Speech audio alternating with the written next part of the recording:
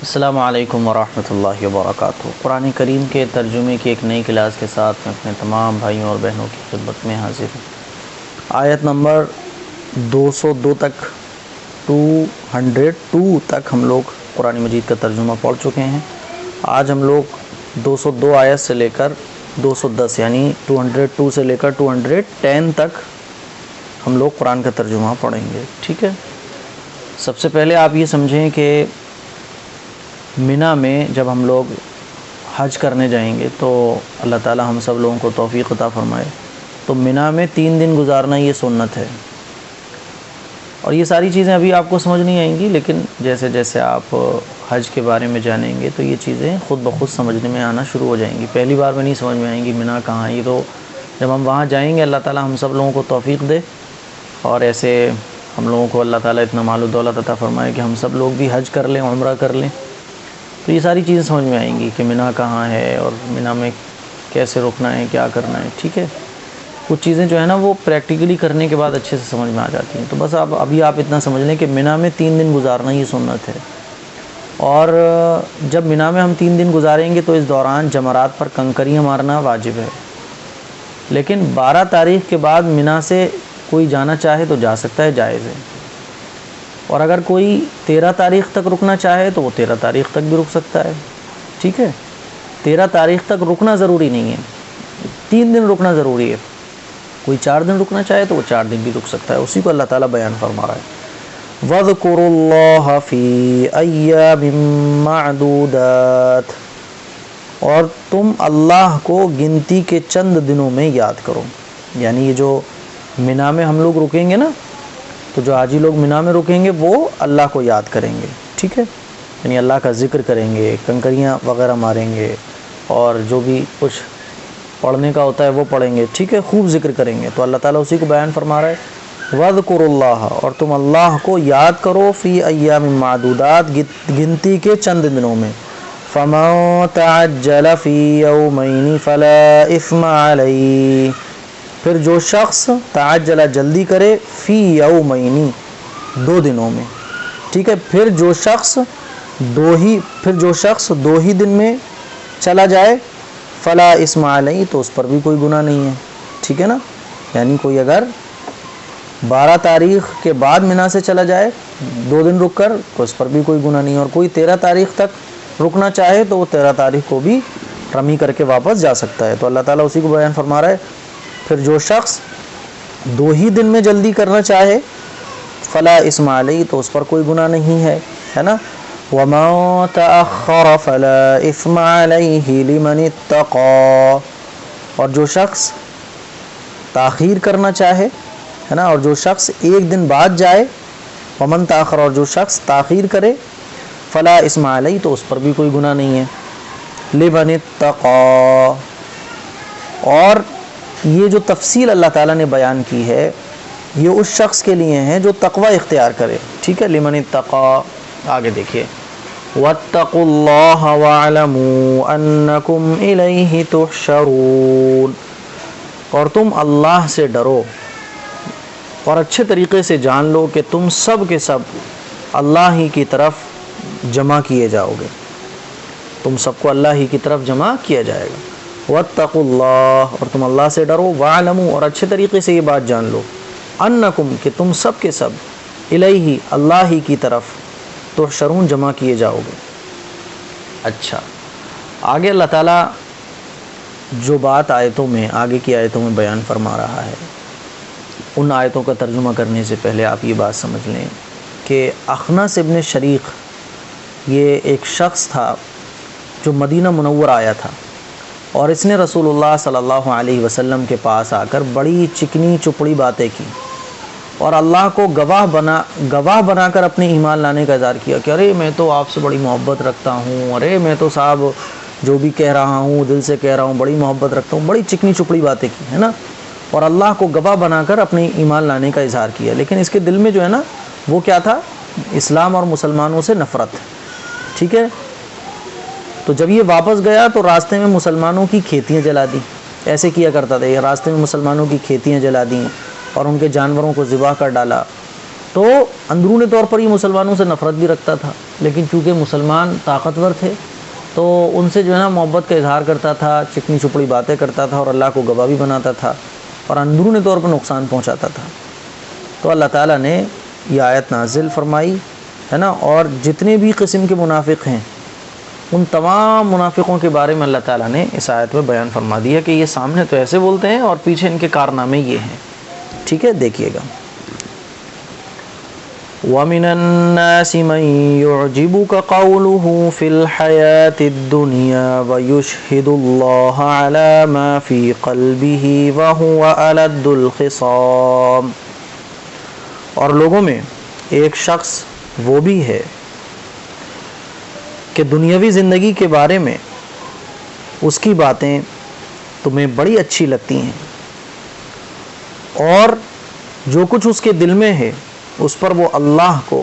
گواہ بھی بناتا ہے۔ وَهُوَ أَلَدُّ الْخِصَامِ، حالانکہ وہ تمہارے دشمنوں میں سب سے زیادہ کٹر ہے۔ اللہ نے اس کی اور اس جیسے جتنے بھی منافق ہیں سب کی حقیقت کو بیان کر دیا۔ اب لفظ ٹو لفظ ترجمہ دیکھیں، وَمِنَ النَّاسِ، اور لوگوں میں ایک شخص وہ بھی ہے، مَن يُعْجِبُكَ، کہ اچھی لگتی ہیں آپ کو، قولہ، اس کی باتیں، فی الحیات الدنیا، دنیاوی زندگی میں، وَيُشْهِدُ اللَّهَ، اور وہ اللہ کو گواہ بناتا ہے، عَلَى ما، ان باتوں پر، ما فی قلبی، جو اس کے دل میں ہیں، وَهُوَ أَلَدُّ الْخِصَامِ، حالانکہ حقیقت یہ ہے کہ وہ آپ کے دشمنوں میں سب سے زیادہ کٹر ہے۔ اللہ نے اس کو بیان فرما دیا۔ آگے دیکھیے، وَإِذَا تَوَلَّى سَعَى فِي الْأَرْضِ لِيُفْسِدَ فِيهَا وَيُهْلِكَ الْحَرْثَ وَالنَّسْلَ وَاللَّهُ لَا يُحِبُّ الْفَسَادَ، اور جب اٹھ کر جاتا ہے تو زمین میں اس کی دوڑ دھوپ صرف اس لیے ہوتی ہے کہ وہ زمین میں فساد مچائے اور فصلیں اور نسلیں تباہ کر دے، اور اللہ تعالیٰ فساد کو پسند نہیں فرماتا ہے۔ وہ کیا کرتا تھا، ساری حقیقت اللہ تعالیٰ نے قرآن مجید میں بیان فرما دی۔ وَإِذَا تَوَلَّى، لفظ ٹو لفظ ترجمہ دیکھیں، وَإِذَا تَوَلَّى، اور جب وہ اٹھ کر جاتا ہے، سعیٰ فی الارض، تو وہ زمین میں کوشش کرتا ہے، لیفسد فیہا، تاکہ وہ زمین میں فساد پھیلائے، ویہلک الحرث، اور کھیتیاں برباد کر دے، والنسل، اور نسلیں برباد کر دے، واللہ لا یحب الفساد، اور اللہ تعالیٰ فساد کو پسند نہیں کرتا ہے۔ ٹھیک ہے، آگے دیکھیے، وَإِذَا قِيلَ لَهُ اتَّقِ اللَّهَ أَخَذَتْهُ الْعِزَّةُ بِالْإِثْمِ فَحَسْبُهُ جَهَنَّمُ، اور جب اس سے کہا جاتا ہے کہ بھائی اللہ کا خوف کر، اور جب اس سے کہا جاتا ہے کہ اللہ سے ڈر، تو تکبر اس کو گناہ پر آمادہ کر دیتا ہے، چنانچہ ایسے شخص کا ٹھکانہ جہنم ہے، وَلَبِئْسَ الْمِہَادُ، اور یقین کرو کہ وہ بہت برا ٹھکانہ ہے۔ جب اس سے کہا جاتا ہے کہ بھئی اللہ سے ڈرو، یہ کام کیوں کر رہے ہو، تو وہ جو ہے نا تکبر سے کہتا ہے، ارے یہ بات وہ بات، دنیا بھر کی غلط سلط باتیں کرتا ہے، اسی کو اللہ تعالیٰ بیان فرما رہا ہے۔ وَإِذَا، اور جب قیلا، کہا جاتا ہے، لہو، اس سے، اتق اللہ، کہ اللہ سے ڈرو، اخذت العزت، تو تکبر اس کو آمادہ کر دیتا ہے، بالاسم، گناہ پر، فحسبہ، تو ایسے شخص کا ٹھکانہ جہنم ہے۔ بھائی وہ صحیح راستے کو اختیار ہی نہیں کر رہا ہے، اب کیا ہونا چاہیے، اس کا ٹھکانہ ظاہر ہے جہنم ہوگا۔ وَلَبِئْسَ الْمِہَادُ، اور اچھے طریقے سے سمجھ لو جہنم جو ہے وہ بہت برا ٹھکانہ ہے۔ ٹھیک ہے، آگے دیکھیے، اب آگے جو آیات ہیں ان آیات میں اللہ تعالیٰ صحابہ اکرام کا ذکر فرما رہا ہے جنہوں نے اپنی جان اسلام کے مقاصد کے لیے کھپا رکھی تھی۔ ایسے کئی صحابہ کے واقعات مفسرین نے ذکر کیے ہیں، انہی صحابہ کی قربانیوں کا تذکرہ اللہ تعالیٰ یہاں فرما رہا ہے۔ وَمِنَ النَّاسِ مَن يَشْرِي نَفْسَهُ ابْتِغَاءَ مَرْضَاتِ اللَّهِ وَاللَّهُ رَءُوفٌ بِالْعِبَادِ، اور دوسری طرف لوگوں میں وہ شخص بھی ہے جو اللہ کی خوشنودی کی خاطر اپنی جان کا سودا کر لیتا ہے، اور اللہ ایسے بندوں پر بڑا مہربان ہے۔ یہ ان صحابہ کی تعریف ہو رہی ہے۔ وَمِنَ النَّاسِ، اور دوسری طرف وَمِنَ النَّاسِ، لوگوں میں وہ شخص بھی ہے، مَن یشری، جو سودا کر لیتا ہے، نفسہ، اپنی جان کا، ابتغاء مرضات اللہ، اللہ کی خوشنودی کی خاطر، اللہ کی رضا کی خاطر۔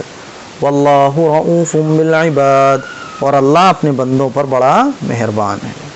دیکھیے اللہ تعالیٰ جگہ جگہ بیان فرما رہا ہے اللہ بڑا مہربان ہے، اللہ بڑا مہربان ہے۔ یہ اس لیے تاکہ بندے ہدایت پر آ جائیں، جو گمراہ لوگ ہیں وہ ہدایت پر آ جائیں، ٹھیک ہے۔ اب آگے اللہ تعالیٰ بیان فرما رہا ہے کہ دیکھو ایمان والوں، اسلام میں پورے داخل ہو جاؤ، شیطان کے نقش قدم پر نہ چلو، ہے نا۔ اور اللہ تعالیٰ بیان فرما رہا ہے کہ دیکھو یہ جو شیطان ہے تمہارا کھلا ہوا دشمن ہے، اس کے طریقے کو مت فالو کرو، ہے نا۔ آگے دیکھیں، یا ایھا الذین آمنوا ادخلوا فی السلم کافہ، اے ایمان والو اسلام میں پورے داخل ہو جاؤ۔ ولا تتبعوا خطوات الشیطان، اور تم شیطان کے نقش قدم پر مت چلو۔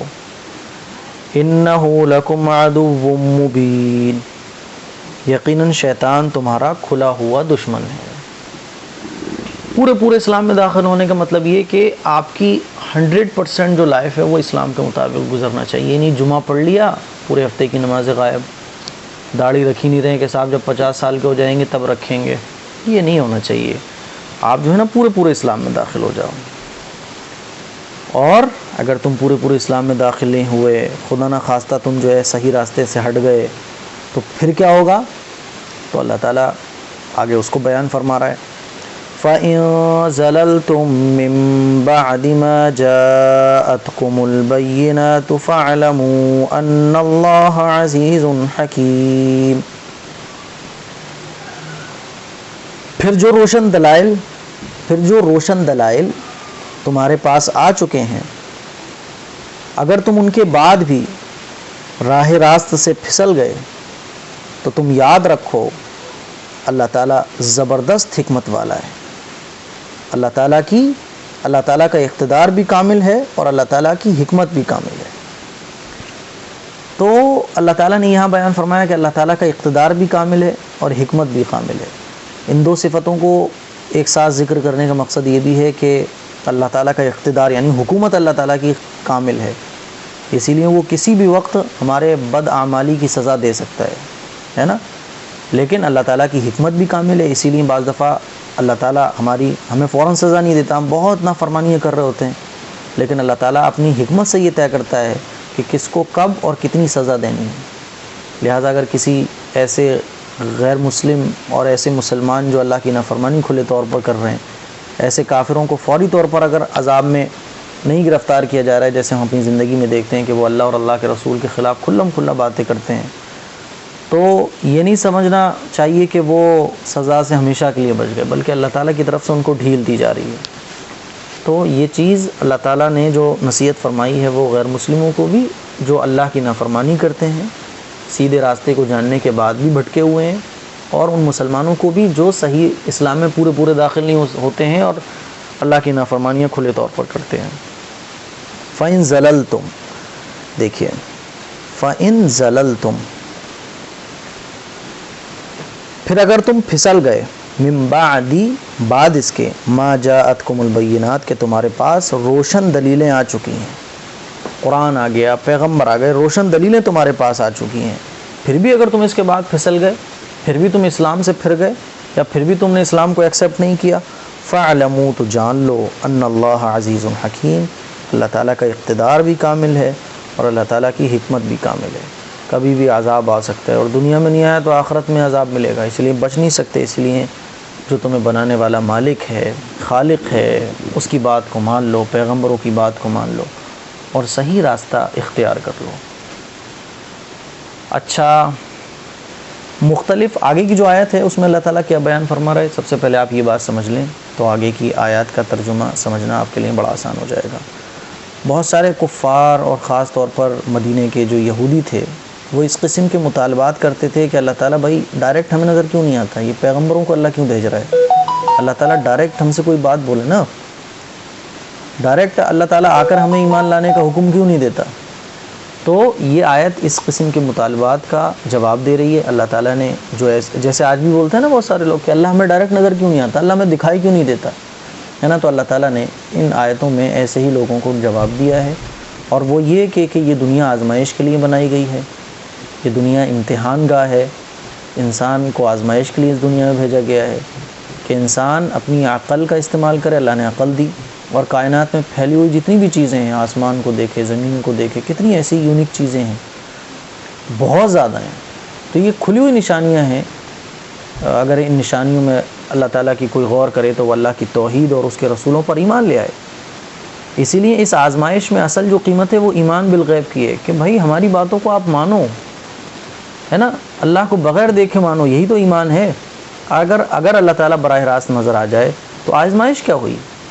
اور اللہ تعالیٰ کا قانون یہ ہے کہ جب غیب کی چیزیں انسان کو آنکھوں سے نظر آ جائیں تو پھر ایمان معتبر نہیں ہوتا،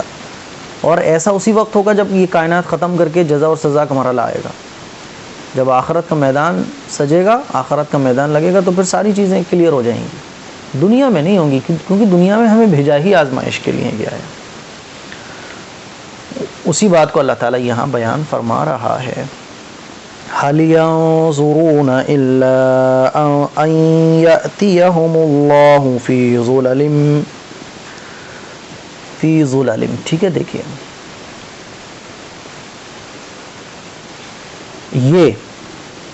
یہ کفار ایمان لانے کے لیے سوائے اس بات کے، یہ کفار ایمان لانے کے لیے اس کے سوا کس بات کا انتظار کر رہے ہیں کہ اللہ تعالیٰ ان کے پاس آئے بادلوں میں، کہ اللہ تعالیٰ ان کے پاس خود بادل کے سائبانوں میں ان کے سامنے آ جائے، ہے نا، والملائکۃ، اور فرشتے بھی آئیں ساتھ میں، وقضی الامر، فرشتے بھی ان کے ساتھ آئیں اور سارا معاملہ چکا دیا جائے، ٹھیک ہے، وَإِلَى اللَّهِ تُرْجَعُ الْأُمُورِ، اور اللہ ہی کی طرف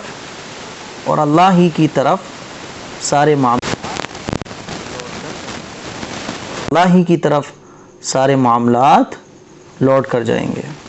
تو اسی کو اللہ تعالیٰ یہاں بیان فرما رہا ہے۔ اب دیکھیں لفظ ٹو لفظ میں ترجمہ آپ کو کر کے دکھاتا ہوں۔ هل ينظرون، کہ یہ کفار اس بات کا انتظار کر رہے ہیں، ان یاتیہم اللہ، کہ اللہ ان کے پاس آئے، فی ظلل من الغمام، بادلوں کے سائبانوں میں، والملائکۃ، کہ اللہ تعالیٰ خود بادل کے سائبانوں میں ان کے سامنے آ جائے اور فرشتے بھی اس کے ساتھ ہوں، وقضی الامر، اور سارا معاملہ کلیئر ہو جائے۔ وہ یہ چاہتے ہیں کہ اللہ سامنے آئے، بتا دے، بھی مان لیا، تو پھر کیا آزمائش رہے گی؟ اللہ تعالیٰ فرما رہا ہے وَإِلَى اللَّهِ تُرْجَعُ الْأُمُورِ، کہ کوئی بات نہیں ہے، اگر تم یہ مطالبہ کرتے ہو تو کرتے رہو، ایک دن وہ آئے گا کہ سارے کے سارے معاملے اللہ ہی کی طرف لوٹا دیے جائیں گے، ٹھیک ہے، حالانکہ آخر کار سارے معاملات اللہ ہی کی طرف تو لوٹ کر رہیں گے۔ اسی کو اللہ تعالیٰ بیان فرما رہا ہے کہ یہ تم مطالبہ کر رہے ہو، یہ دنیا آزمائش کی جگہ ہے، تم یہ اگر چاہتے ہو کہ اللہ تعالیٰ خود آ جائے، فرشتوں کے ساتھ آئے اور معاملہ پورا حل ہو جائے، ایسا نہیں ہو سکتا، یہ دنیا آزمائش کی جگہ ہے۔ وَإِلَى اللَّهِ تُرْجَعُ الْأُمُورِ، اور اللہ ہی کی طرف جتنے بھی معاملات ہیں سب کو لوٹ کر جانا ہے، جو بھی تم دنیا میں کر رہے ہو، ہم جو بھی کر رہے ہیں، یہ سب کا سب